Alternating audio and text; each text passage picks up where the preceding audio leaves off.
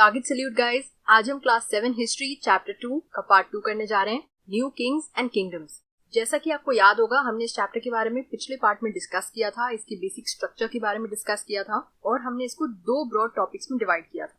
पहले in general उस समय कौन सी डायनास्टीज थी उनके बारे में पढ़ेंगे और फिर चोला डायनास्टी के बारे में डिटेल में पढ़ेंगे, है ना। तो जो हम बहुत सारी डायनास्टीज के बारे में पढ़ रहे थे उसमें बहुत सारे कॉमन पॉइंट्स, काफी चीजें वो एक जैसे करते थे और इसीलिए हमने उसको 4 टॉपिक्स में डिवाइड किया था। और आज हम स्टार्ट करने जा रहे हैं लैंड ग्रांट्स। ये एक और चीज थी जो उस समय के काफी किंगडम्स में बहुत कॉमन थी, प्रशस्तीज एंड लैंड ग्रांट्स। प्रशस्ति हम पहले के चैप्टर्स में भी पढ़ चुके हैं क्या होती है। ये लंबी पोएम्स होती हैं जो किंग के बारे में लिखी जाती हैं और प्रशस्तीज में हो सकता है काफी सारी ऐसी डिटेल्स मेंशन हो विच मे और मे नॉट बी ट्रू। लेकिन प्रशस्ति से हमें एक चीज ये मालूम पड़ती है कि रूलर्स अपने आप को डिपिक्ट कैसे करना चाहते थे, वो कैसे चाहते थे कि लोग उनको याद रखें। प्रशस्तीज कौन कंपोज करता था? लर्नेड ब्राह्मण्स, जो काफी बार किंग के एडमिनिस्ट्रेशन में भी हेल्प करते थे। सो दे वर वेरी लर्नेड पीपल, बहुत ही लर्नेड ब्राह्मण्स होते थे जो प्रशस्तीज को कंपोज करते थे। क्योंकि पोएम कंपोज करना आसान चीज नहीं है। आप में से अगर किसी को राइटिंग का शौक होगा तो उनको मालूम होगा कि उसमें बहुत ज्यादा टैलेंट और पेशेंस चाहिए होता है ना। तो जो भी ब्राह्मण्स ऐसी प्रशस्तीज कंपोज करते थे, किंग्स उनको रिवॉर्ड देते थे in the form of grants of land, क्योंकि इससे ज्यादा इंपॉर्टेंट रिसोर्स उस समय और कुछ नहीं था। इनफैक्ट आज भी कुछ नहीं। आज भी कितने सारे लोग लैंड में इन्वेस्टमेंट करते हैं ना। तो ह्यूमंस ही हैं, वैसे ही हैं, चाहे वो उस समय हो चाहे अभी हो। ये जो रिवॉर्ड्स हैं इनको नोट डाउन कहाँ किया जाता था? कॉपर प्लेट्स में, एक तरह से उसको रिकॉर्ड करके। जैसे आज हम चीजें फ्रेम करा के दीवार पे लगाते ना, तो उस समय फ्रेम नहीं कराते थे, वो उसको कॉपर प्लेट्स में इंस्क्राइब कराते थे। और these copper plates were given to those who received the land. Copper plates पे इंस्क्राइब करके, रिकॉर्ड करके उन्हीं को दे देते थे जिनको लैंड दिया जा रहा होता।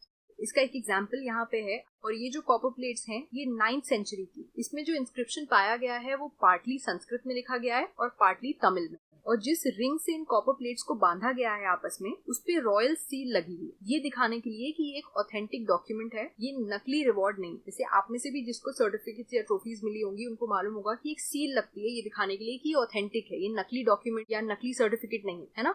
बस वैसा ही एक रॉयल सील लगाते थे और बहुत ही प्रोफेशनली ऑथेंटिक बनाते थे इन कॉपर प्लेट्स को।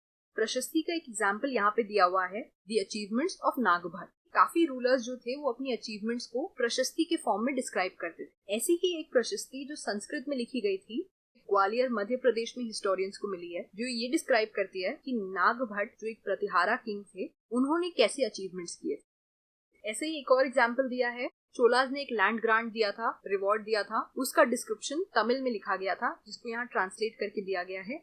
आप अपने इंटरेस्ट के लिए इसको पढ़ सकते हैं और समझ सकते हैं कि वो लोग कितना डिटेल्ड काम करते थे और लैंड को कितने इंपॉर्टेंट रिसोर्स की तरह ट्रीट करते थे। तो एक टाइप की पोएम तो हो गई प्रशस्ति, लेकिन एक डिफरेंट टाइप की पोएम भी हिस्टोरियंस को मिली थी। ये एक लंबी सी संस्कृत पोएम थी जो 12th सेंचुरी से, और ये कश्मीर के रूलर्स की हिस्ट्री डिस्क्राइब करती है। इस पोएम को कंपोज करने वाले ऑथर का नाम था कल्हाना और उन्होंने बहुत सारे सोर्सेज से, ऑथेंटिक सोर्सेज से, जैसे कि इंस्क्रिप्शंस, डॉक्यूमेंट्स, आई विटनेस अकाउंट्स और पहले की हिस्ट्रीज पढ़ने के बाद इस पोएम को कंपोज किया था। तो it's a well documented poem जिसके सोर्सेज भी स्टेट किए गए। मतलब प्रशस्तीज की तरह इसको एग्जैजरेट करके नहीं लिखा गया है, इसको एक हिस्टोरिकली करेक्ट और फैक्चुअल टाइप की पोएम बना के लिखा है। लेकिन आप मुझसे पूछोगे कि इसमें डिफरेंस क्या है प्रशस्ति और इसमें?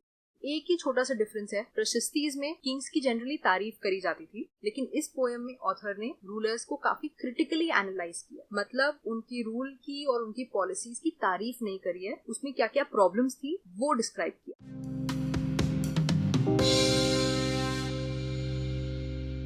और इसी के साथ हम आते हैं वॉर्स फॉर वेल्थ। ये एक और चीज है जो उस समय के सारे किंगडम्स में काफी कॉमन थी। उस समय बहुत सारा वॉरफेयर होता था, वो तो सारे किंग्स के बीच में होता था, लेकिन उसके 3 बेसिक रीजंस थे, प्राइज्ड एरियाज के लिए, रिसोर्सेज के लिए और एक्सपेंशन के लिए। So it all makes sense. अगर आप देखो तो ये सब कॉमन सेंस की बात है कि अगर किंग्स आपस में लड़ेंगे तो किस चीज के लिए लड़ेंगे? For prized areas, for resources and for expansion. सबसे पहले पढ़ते हैं प्राइज्ड एरियाज। हर रूलिंग डायनास्टी जो थी वो किसी स्पेसिफिक रीजन को बिलोंग करती है ना, ये बात तो आपको मालूम है। लेकिन उसी के साथ साथ वो दूसरे एरियाज भी कंट्रोल करना चाहते थे, ठीक है ना। तो इसी में से कुछ एरियाज ऐसे थे जो बहुत ही प्राइज्ड एरियाज माने जाते, मतलब जिनकी बहुत वैल्यू थी और जिनको हर रूलर एक्वायर करना चाहता था। ऐसी ही एक प्राइज सिटी थी कन्नौज, जो गंगा वैली में सिचुएटेड है। प्रेजेंटली वो यूपी में इंक्लूडेड होती है, उत्तर प्रदेश में।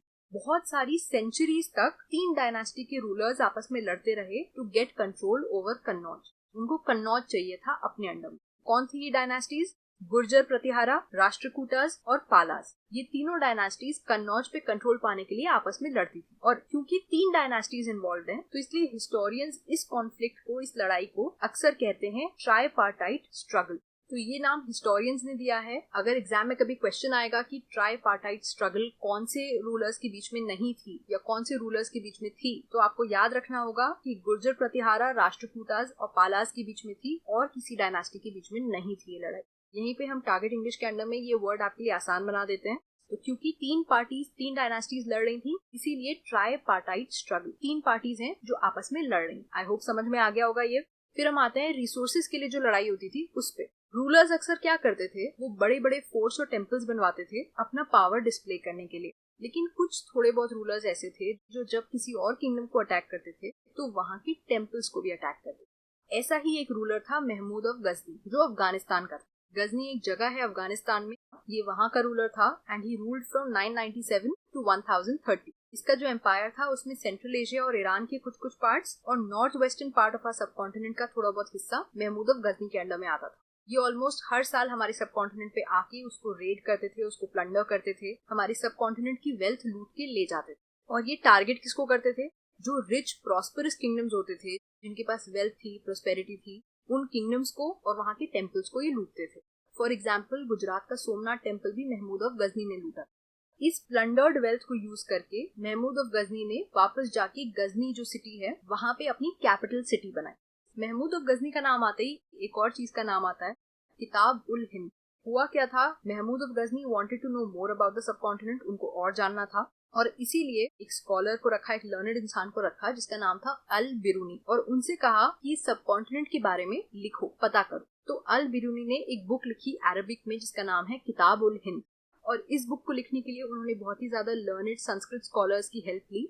जो भी स्कॉलर्स जिन्होंने संस्कृत में महारत हासिल करी थी, जो सब कॉन्टिनेंट के बारे में जानते थे, उनकी हेल्प लेके अल बिरूनी ने किताब उल हिंद इन अरबिक। ठीक है, तो आज भी किताब उल हिंद इसलिए इम्पोर्टेंट है क्योंकि हिस्टोरियंस जो हैं वो उसको as a source of history लेते हैं और उससे भी उस टाइम के बारे में थोड़ा बहुत जानने की कोशिश करते हैं। और लास्ट रीजन था वॉरफेयर का एक्सपेंशन। यहाँ पे भी हम एग्जाम्पल लेके पढ़ते हैं। जो चाहमना डायनास्टी थी, जिनको चौहान्स भी कहा जाता है, वो लोग रूल करते थे दिल्ली और अजमेर पे और उसके आसपास के रीजन पे। ठीक है, वो भी अपने एम्पायर को एक्सपैंड करना चाहते थे और बड़ा करना चाहते थे। लेकिन जब उन्होंने वेस्ट में एक्सपैंड करने की कोशिश करी तो जो गुजरात में चालुक्य डायनास्टी थी उन्होंने रोक लिया, और जब उन्होंने ईस्ट में एक्सपैंड करने की कोशिश करी तो वेस्टर्न यूपी के गढ़वाल्स ने रोक लिया। बहुत ही इजी प्रोनाउंसिएशन है, गढ़वाल्स। तो 2 डायनास्टीज ने चौहान्स को एक्सपैंड नहीं करने दिया, चालुक्याज ने और गढ़वाल्स ने। चौहान डायनास्टी के जो सबसे बेस्ट नोन रूलर थे वो थे पृथ्वीराज चौहान, जिनको पृथ्वीराज 3 भी कहा जाता है, और उन्होंने 1168 से 1192 तक रूल किया था। और पृथ्वीराज चौहान को हम इसलिए स्पेशली और जानते हैं क्योंकि मोहम्मद घोरी जो एक अफगान रूलर थे, उनको पृथ्वीराज चौहान ने डिफीट किया था 1191 में। It was a very important battle जिसमें पृथ्वीराज चौहान की जीत हुई थी, और ये बैटल 1191 में लड़ा गया था। 1192 में फिर से पृथ्वीराज चौहान और मोहम्मद घोरी के बीच में एक और बैटल हुआ, और इसमें पृथ्वीराज चौहान हार गए और तब उनका रूल फिनिश हो गया। सो दैट इज व्हाई उनका रूल वाज फ्रॉम 1168 टू 1192, जब मोहम्मद घोरी ने उनको डिफीट कर दिया।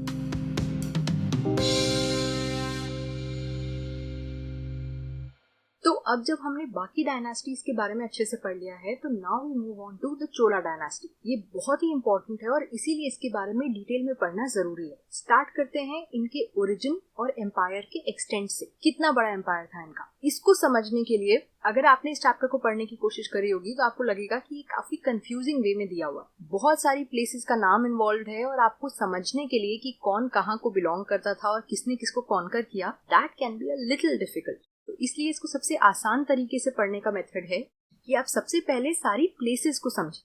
चोलास की जब ओरिजिन की बात आती है तो 3 प्लेसेस का नाम इंपॉर्टेंट है, कांचीपुरम, कावेरी डेल्टा और उरायूर। बात सिंपल सी है, कांचीपुरम जो जगह है वहां पे पल्लव रूलर्स का राज था। पल्लव्स भी एक बहुत ही इंपॉर्टेंट डायनास्टी है, और Kanchipuram was the main point for Pallavas. अब जैसा कि आपको मालूम है कि उस समय जो रूलर्स होते थे उनके अंडर में बहुत सारे चीफटेन्स आते थे, छोटे रूलर्स आते थे।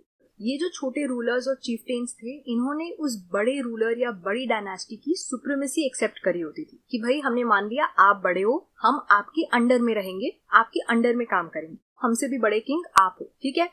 इसी तरह पल्लव किंग्स के अंडर में भी एक ऐसी छोटी रूलर फैमिली थी जिनका नाम था मुत्तरैयर। कावेरी रिवर डेल्टा का जो रीजन है, कावेरी रिवर आपको मालूम है बहुत ही इंपॉर्टेंट रिवर है, तो इस रिवर का जो डेल्टा रीजन है उसको ये मुत्तरैयर फैमिली जो है ये कंट्रोल करती थी। और ये भी किसके अंडर में आते थे? पल्लव किंग्स के अंडर में। They were subordinate to the Pallava kings. यहाँ तक समझ में आ गया? कांचीपुरम पल्लव्स का, कावेरी रिवर डेल्टा जो है ये मुत्तरैयर फैमिली का, जो भी एक तरह से पल्लव्स के अंडर में ही आते थे।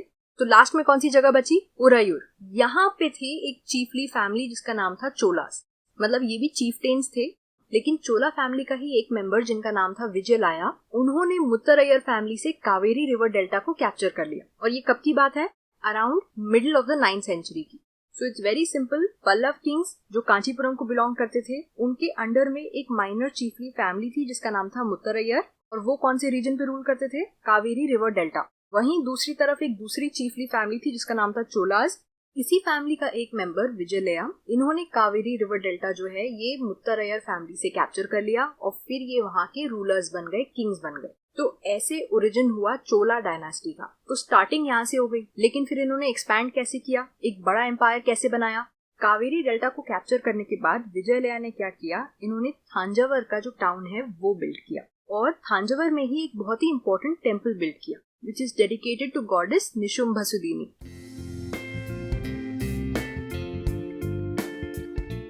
टारगेट ट्रेजर में हम आपको ये बता देते हैं कि गॉडेस निशुम्भसुदिनी गॉडेस दुर्गा का ही दूसरा नाम है। इसलिए याद रखना बहुत इंपॉर्टेंट है कि थांजावर का जो टाउन है और वहां पे जो एक इतना इंपॉर्टेंट टेम्पल है, ये दोनों चीजें विजयालया ऑफ चोला डायनेस्टी ने बिल्ड किया था। फिर विजयालया के जो सक्सेसर्स थे, उन्होंने आसपास के नेबरिंग रीजन्स को भी कॉन्कर कर लिया। नॉर्थ में उन्होंने पल्लव्स की टेरिटरीज को कॉन्कर किया, और साउथ में उन्होंने पांड्या डायनेस्टी जो थी उनकी टेरिटरीज को कॉन्कर किया। और ये सब भी किसका हिस्सा बन गए? चोला किंगडम्स का। इसी तरह से चोलास का जो किंगडम है उसका साइज भी बढ़ता गया और चोलास का पावर भी बढ़ता गया। लेकिन इस डायनेस्टी के सबसे इंपॉर्टेंट और सबसे पावरफुल रूलर्स कौन से थे?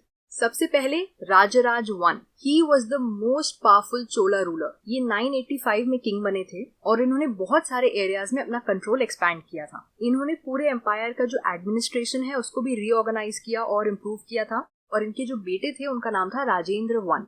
आपने काफी बार वंडर किया होगा कि किंग्स के नाम के आगे ये 1, 2, 3 क्यों लगाते हैं? वो इसलिए क्योंकि वो 1, 2, 3 एक्चुअली उनके नाम का हिस्सा नहीं है। उस डायनेस्टी में उसी नाम के एक से ज्यादा रूलर रहे होंगे, इसीलिए 1, 2 इसलिए लगाते हैं जिससे हम समझ पाए कि कौन से वाले किंग की बात हो रही है। राजराज 1 के जो बेटे थे उनका नाम था राजेंद्र 1, और ये भी बहुत ही इंपॉर्टेंट रूलर थे। इन्होंने अपने फादर की पॉलिसीज को कंटिन्यू किया, आगे बढ़ाया।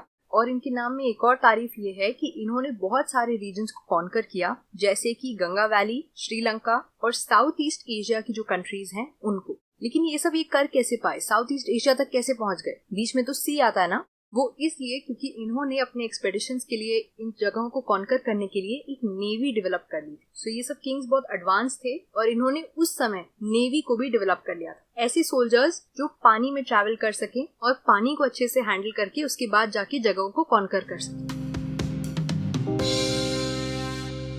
इसी के साथ हमने part 2 of this chapter complete कर लिया है। आई होप आपको यहाँ तक समझ में आ गया होगा। इसके नेक्स्ट पार्ट में हम चोला डायनेस्टी के बारे में आगे पढ़ेंगे और इस चैप्टर को कंप्लीट कर लेंगे। History can be very interesting अगर आप उसको एक स्टोरी फॉर्मेट में पढ़ें और चीजों को रटने के बजाय उसको एक टाइमलाइन में अच्छे से विजुअलाइज करके समझें।